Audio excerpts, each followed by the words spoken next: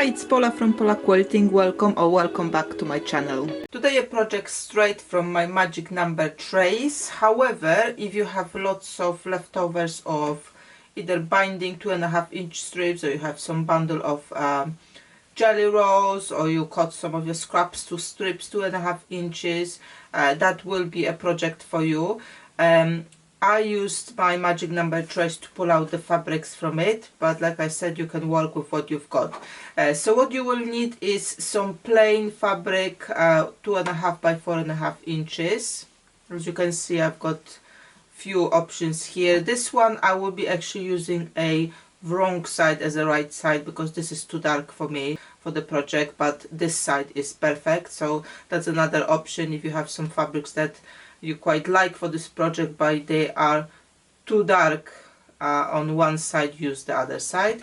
And then I've got 2.5 by 6.5 inches strips, again straight from my magic number box, but you can obviously cut some either bigger fabrics or some jelly rolls, whatever you've got will work here. And design wise, I've got everything here. That this project is good for any type of scraps you've got. You don't have to worry about what kind of design you've got on it. You could even go with one kind of color family here as well. That will look nice as well. If you have, I don't know, maybe a jelly roll which is all green, or all green and blue, for example, that will work as well. I've got mixed strips, but you can make it with any family colors as well. So this project actually has been inspired by my son, my 11-year-old son. So I've asked him to name this block, and he called it, I have to written down that because I don't think I would remember it, Fluorescent Flourish. So that's the name of the block, and let's get started. So this block will have a lot of chain piecing, which makes that block very easy and quick to do. And first we will basically chain piece all of those 6.5 inches with 2.5 by 4.5. So very easy to go. Number wise, so for one block you will possibly need approximately 7 of those pairs. And I'm saying approximately because depend how we cut those bits later, sometimes there's a little bit of discrepancy in the size. But if you do 7 per block, you should be alright. And because it's scrappy, you can always remove you know, individual chunks later, so no worries about it. So I haven't counted how many I've got here. I literally just gonna take a bunch and sew them together and work from there. So let's get started with some chain piecing.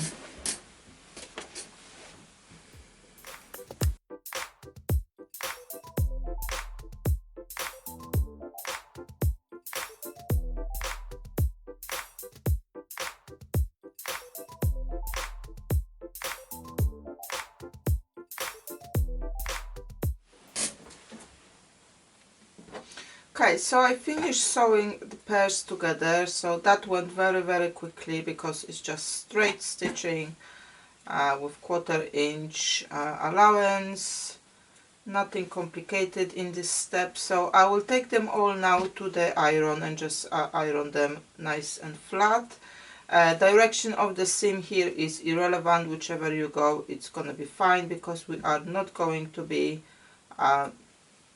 matching any seams, so however you want to iron it will be fine. So let me do that and let's have a look at the next step.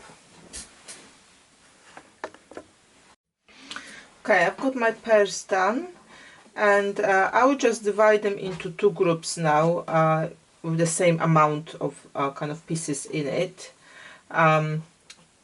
Again, just a reminder, you need 7 to make a one block. So if you work in multiples of 7, so let's say you can cut or you can work on 14 at a time, or 21, 28. I think here I've got about 28. Haven't counted, but that's quite a few. So like I said, I'll just divide them into 2 groups of the same number. At the moment I'm not focusing on what colors goes where, just divide them and that will be fine. So for this next step you want to use your mat. So I will take 3 or 4 pieces from one group, and I'm just using my mat to align them with the lines here. and I stack, I don't know, 3 or 4, depends how comfortable you're feeling with cutting through number of layers. And then I will do a second stack from my other side. Again, I will just stack 3 or 4, and now we are ready to cut. So those strips are 2.5 inch wide, so I want to cut starting here from 1 inch here and finish from the left, and finish 1 inch from the right. So I'm kind of cutting a little bit on diagonal here. Doesn't have to be perfect, but the better, kind of the more accurate that 1 inch from the side is, your blocks will come up more or less the same size. If you have a little bit of difference there, one of the blocks can be slightly bigger than others on the width.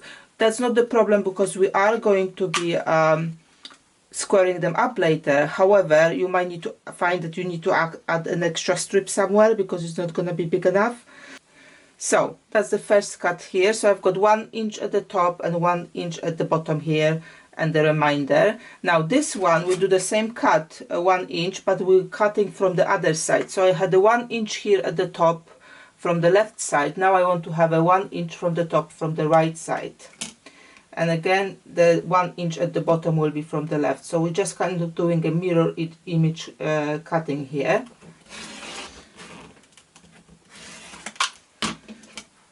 So you can see that narrow bit here is on the outside of the blocks, the white narrow part, and then the narrow colorful part is from the inside. So the narrow top and the narrow top now can go to one batch, and then the wider top and the wider top will go to the second batch. And I will now go and do the same thing with all of the remaining bits of the stack, and then I will be ready to put that block together. Just remember to not mix those two, because that's important how we'll be putting that block together. So narrow white is coming together from both of the stacks, and the wider white is going together again from the both stacks. That's gonna be your mix for the block. So I went through all of my strips, and now I've got 2 stacks. The one stack is where the narrow bit is the white is narrow bit, and then the other stack where the white is the white bit, and the colorful is narrow. And I did actually put them all with the narrow part up, but that's just for me to remember which way I'll be putting all of those blocks. You want to have them the same way, so you could go this way as well with the wider bit at the top to start from, but I just like to have the narrower up. It doesn't matter which way you start, just do it the same way every time. So I'll just put this stack away for now, and I will just do focus on that first stack where the narrow bit is white. So as I said, for each block we needed 7 2.5 inch strips, which means I will need 14 of those kind of cut down pieces. So I'll just choose 14. Again, it can be anything and everything you have in your stack, it will be random.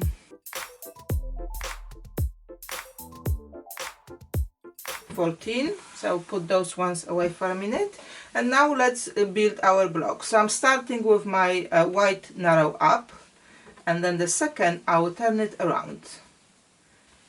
So my narrow bit is now at the bottom, but as you can see, because I'm kind of putting them back the way we cut them, so I've got 2 narrow ends and 2 wider ends. When they sewn together, they give us more or less the straight strip. That's what I was saying, just be as much as you can be accurate when you're cutting your lines on the diagonal, because now it's going to make it easier when we're putting the block together. So I just go through my stack and arrange those colors the way I prefer, I like.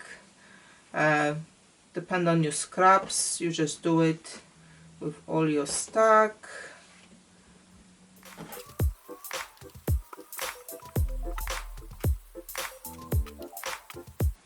Okay, once you've laid down your pieces, again we're doing a chain piecing here. I will just start piecing those pairs together, or you can kind of start from one and add the pieces as you go along. It depends, what's your level of experience, how it make it easier for you. I like to sew in pairs, and then I will just again sew in this pair together this pair together, and carry on until my block is stitched up. Okay, so let's start with the stitching. I know there's a little bit of angle here, so you would normally want to kind of hit the 1/4 inch where it's supposed to be, kind of measure where it kind of fits here. However, because that angle is so small and we are going to be squaring up the block at the end, just align them at the top there and don't worry about kind of working with that angle. Just sew it straight and we'll sort it out at the squaring time.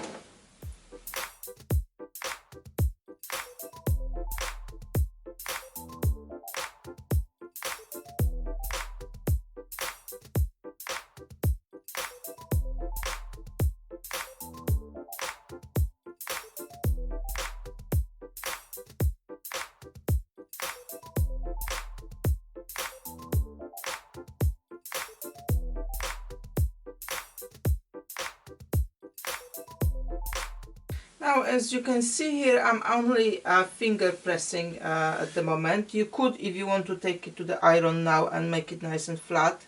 I rather prefer to do it in one go when whole block is stitched. But again, it depends on your level of confidence and how far you are in your quilting journey. You may like to iron in between as well, and whatever your preference is.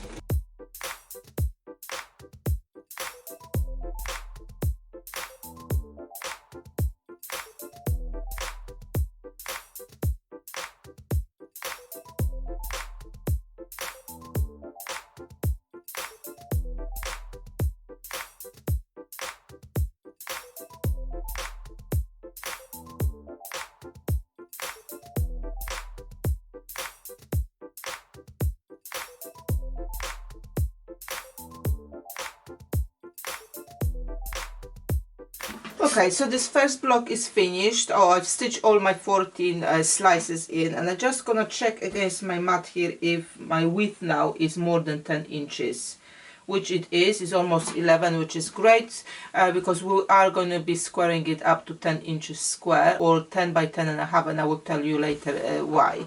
But as far as it's more than 10 inches or 10.5, I'm good to go. So that's the first type of the block, where the narrow part is a white one, and I would repeat the same thing with my other stack, which is the narrow part is the colorful one. And again, I will stack them so the narrow part is kind of always starts from the first piece, and do the same thing, just alternate them, stitch them together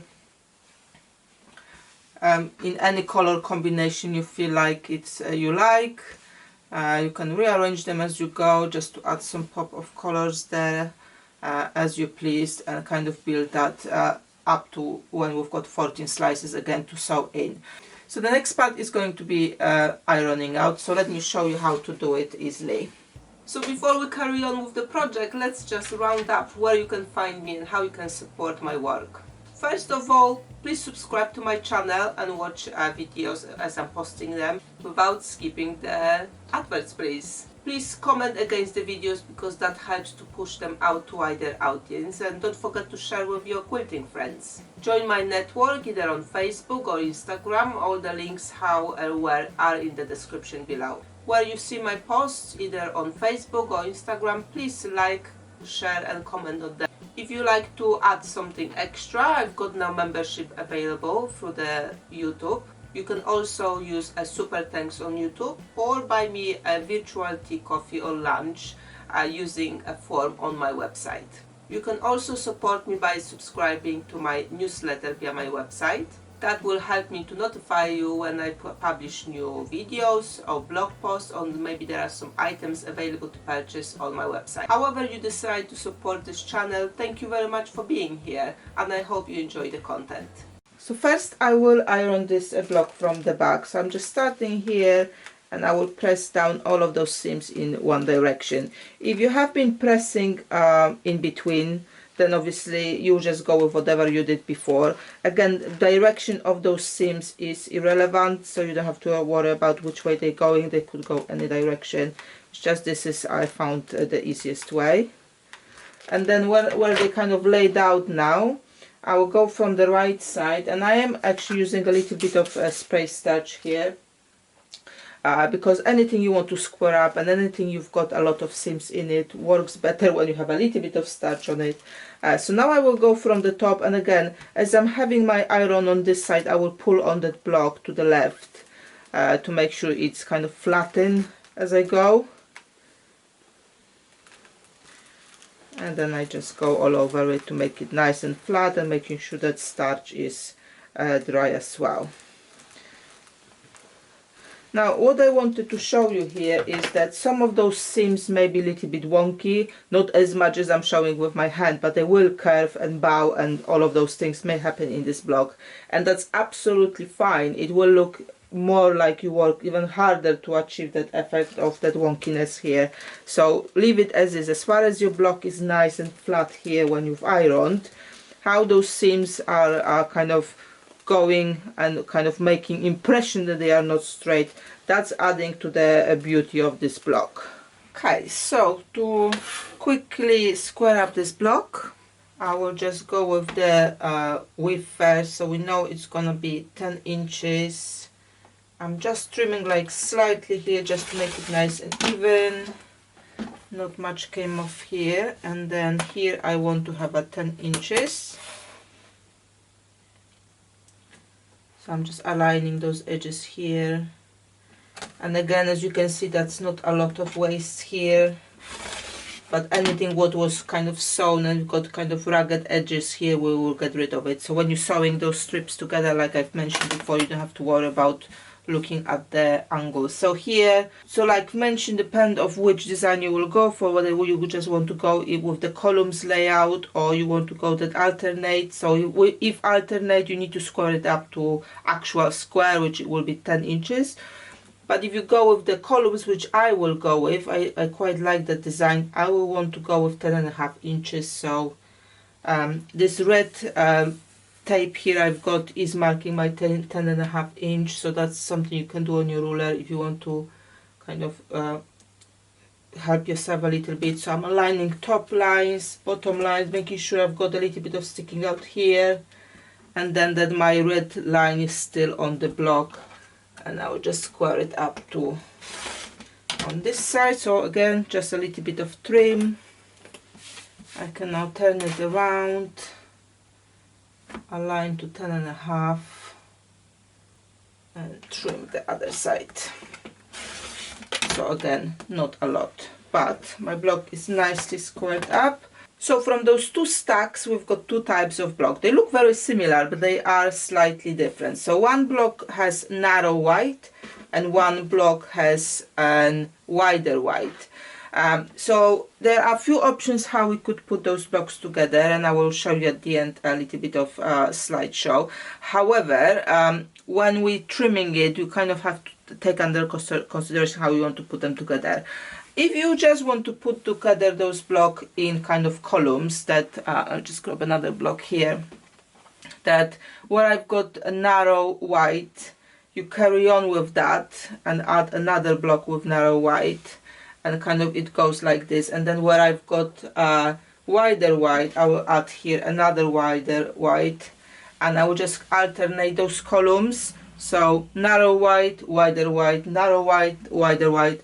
Then you can trim your block to, it has to be 10 inches wide because we need to trim the edges, but you can leave 10.5 on the length of that block, because it's fine, it will work that way. They all will be the same size and you can put that quilt together.